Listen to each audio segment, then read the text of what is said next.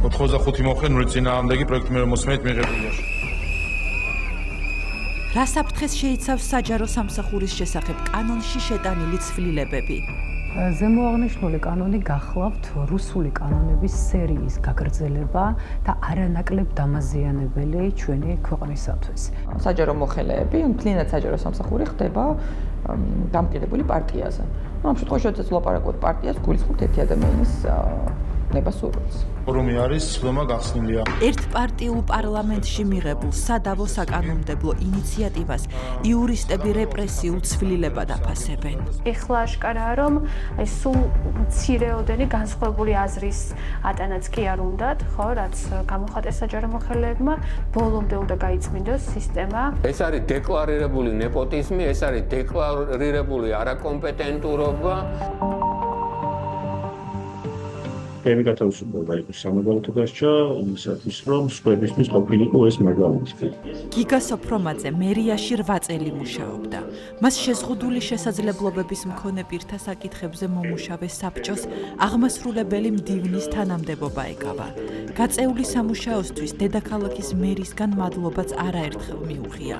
გიგა ფიქრობს, რომ მისი გათავისუფლება გზავნილია სხვა თანამშრომლებისთვის. თქვენ გააგრძელებთ გიგასავით აქტიურობას, თქვენი პოზიციის კაფიოთ გამოყვატვას, შეზღუდული შესაძლებლობის მქონე პირი არ გავინდეთ, ჩვენი ნაკები ადამიანი არ დავიდეთ და გავუშვით და ვიცოდოთ, რომ ამას რეზონანსი მოგვებოდა, რა იქნება თქვენ შემთხვევაში, რომელსაც შეიძლება ამ რეზონანსი არ მოგვეცეთ. ბოლო 1 თვის განმავლობაში აქციებშიც მონაწილეობდა.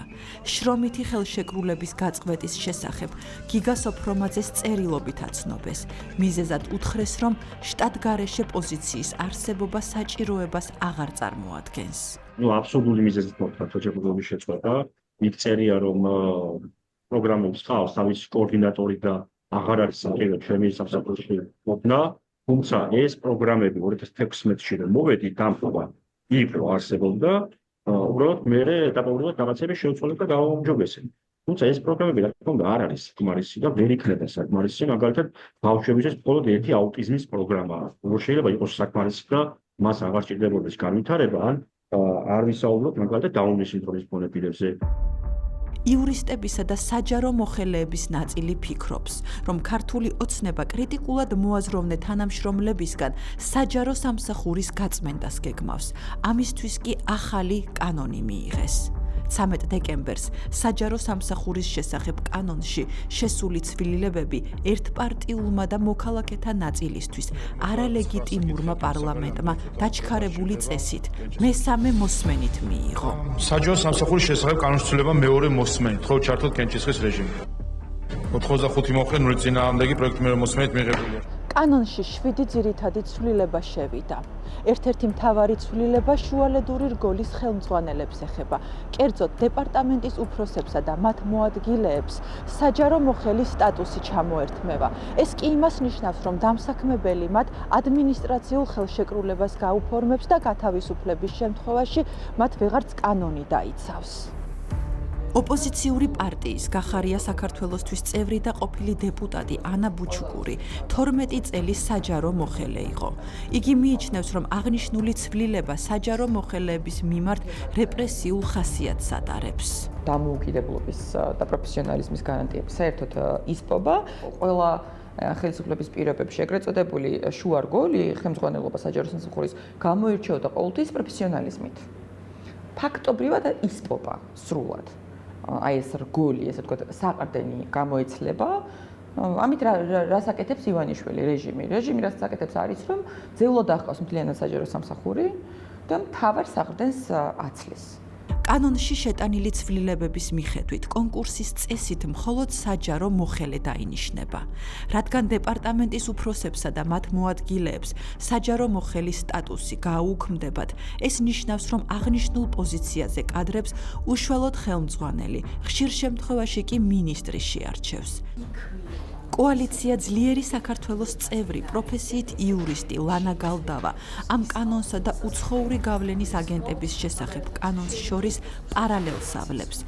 მისი თქმით, თუ რუსული კანონი არასამთავრობო სექტორის დაშინებას ემსახურება, დღეს ეს საკანონმდებლო ცვლილება საჯარო სამსახურის თანამშრომლების ტერორს ისახავს მიზნად. კონკურსის გაუქმება ნიშნავს იმას, რომ საკონკურსო პირობები, რაც არის ქართული ენის სავალდებულო ცოდნა, 18 წლამდე ასაკი, მოსახელეთა სერტიფიკატი აღარ იქნება საჭირო და ეს მიუთითებს იმას, რომ ქვეყანაში კვალიფიკაცია აღარ იქნება დაფასებული, ეს ადამიანები იქნებიან ხელისუფლებაში მყოფი პირების და პირთა ჯგუფის დაკვეთების უსიტყვოდ შემსრულებლები. ცხადია, რეპრესიულია ყველა ეს ცვლილება.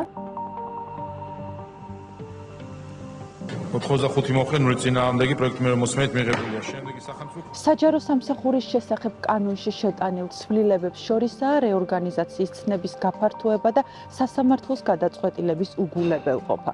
კერძოდ, რეორგანიზაციის შემთხვევაში დამსაქმებელი აღარ იქნება ვალდებული თანამშრომელი ერთი დაკავებული პოზიციიდან მეორე პოზიციაზე გადაიყვანოს და შეუძლია იგი გაათავისუფლოს კიდეც.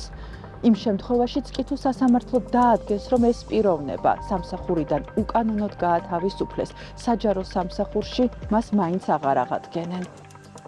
კანონში წერია, რეორგანიზაციის შემთხვევაში დასაქმებული სამსახურიდან გათავისუფლებისას აღნიშნულს გავლენა ექნება შესაბამის პირებზე, როგორც სამსახურიდან გათავისუფლების, ასევე რეორგანიზაციის შედეგად მათზე 3 თვის ოდენობის კომპენსაციის, ასევე შემდგომში შესაბამის პოზიციაზე არ აღდგენის თვალსაზრისით. სოციალური სამართლიანობის ცენტრში სტუდია მონიტორს უთხრეს, რომ მათ უკვე არაერთმა საჯარო მოხელემ მიმართა, რომლებიც მთავრობის მხრიდან ზეწოლაზე საუბრობენ.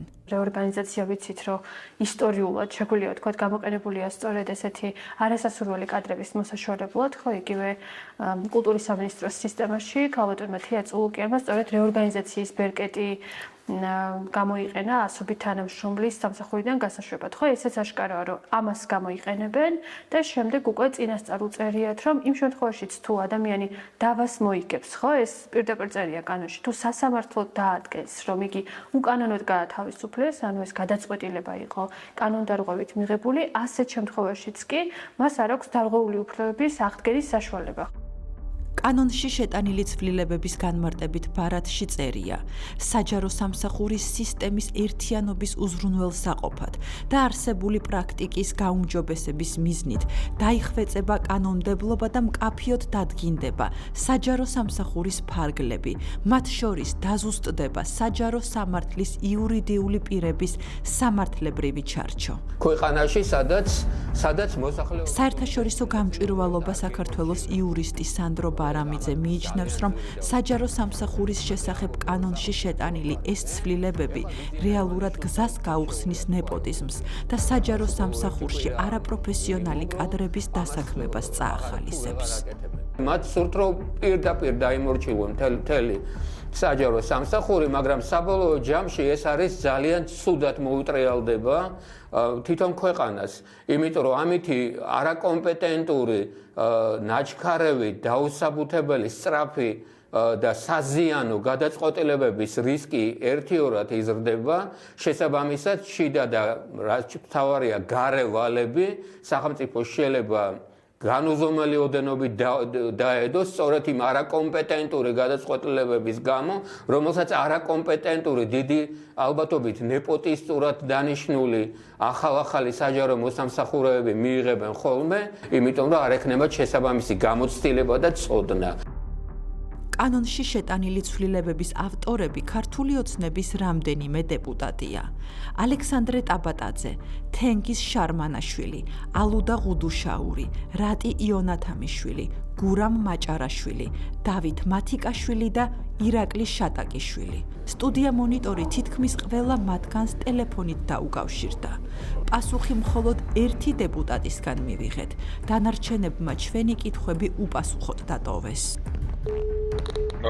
ბატონო დავით, გამარჯობა, მე გაწუხებთ სტუდია მონიტორის ჟურნალისტი კეთი თუთბერიძე. კითხვა მაქვს საჯარო სამსახურის შესახებ კანონში შეტანილ ცვლილებებზე, რომლის ერთ-ერთი ავტორიც თქვენ ბრძანდებით.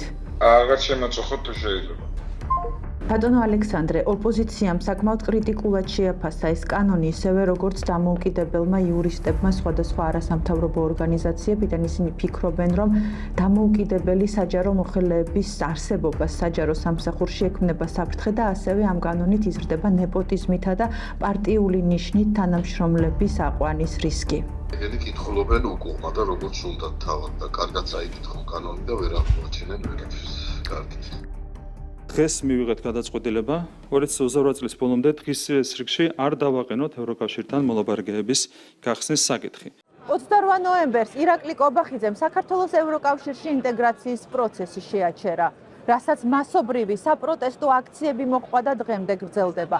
მალევე საგარეო საქმეთა სამინისტროს, თავდაცვისა და განათლების სამინისტროების, მერიისა და იუსტიციის სახლის ასობით თანამშრომელმა წერილები გამოაქვეყნა და მთავრობის ამ გადაწყვეტილებას გაემიჯნა.